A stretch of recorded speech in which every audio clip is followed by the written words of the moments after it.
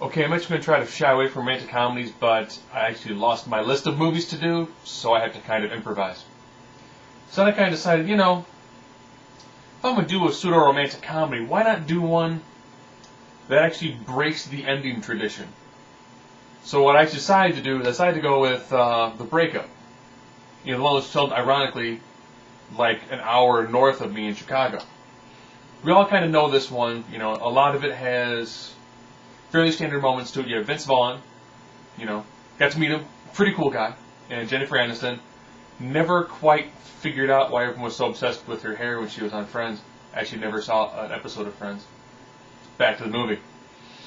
They live in a nice condo. They're both career-driven, but two entirely different lifestyles. He is, I'm just going to say, like, alpha male style. He enjoys video games, huge Chicago sports fan, and runs a tourism business. She is a lot more, I will say, like, pseudo-New Age contemporary, if that's even a term. If it's not, I just coined it, and you can thank me later. Where she likes, feng shui and all sorts of things, and she, works in an art gallery. She's trying to get him to do things that are more, like, let's go to the ballet, something like that. And he's like, let's go to, like, let's go to a baseball game. It'd be awesome in this room. What? A pool table? No, a pool table would entirely ruin, the flow of this room. It'll look horrible. So you're two people who, for the most part, actually really do get along, but their lives are going in such opposite directions that it's just not going to work out. So in most of the movie, wow, that sun is getting really bright in the background. I'm going to try to adjust myself so I don't see just a blinding glare behind me. So they try to constantly sabotage each other through doing, blind dates, having over, running bizarre drunken parties, having her brother and the Tone Rangers show up and do a bunch of bizarre, off-the-wall, pseudo, we're living together, but I want you to move out. No, I want you to move out. No, I want you to move out. So it's that great back and forth, who can outdo the other one. They kind of decide to give it one last shot. We're going to go to a concert. Okay. Vince stands her up. Tries to do that, I made a mistake, I'll try to get back with you. No.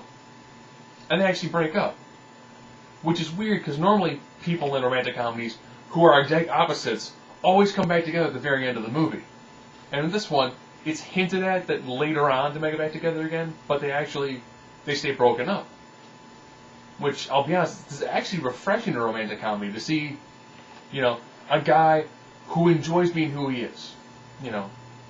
Could he change and win her back? Yeah. Does he want to change, though? No. It's refreshing to see that sort of thing in a romantic comedy. Now, is this movie you really want to watch with, like, a significant other?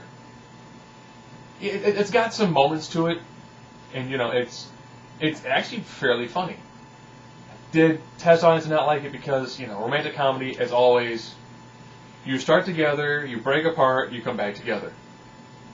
Or you're apart because you're just total opposites, and then you get together at the end anyways.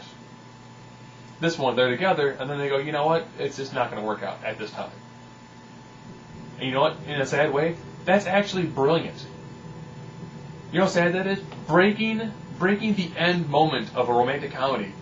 And just going, you know what, we're too different, this time it's not going to work out. Might it work out in the future? Potentially. Is it going to work out now? Nope. And you know what, that's really sad that is original for romantic comedy, to be like, it's just not going to work out.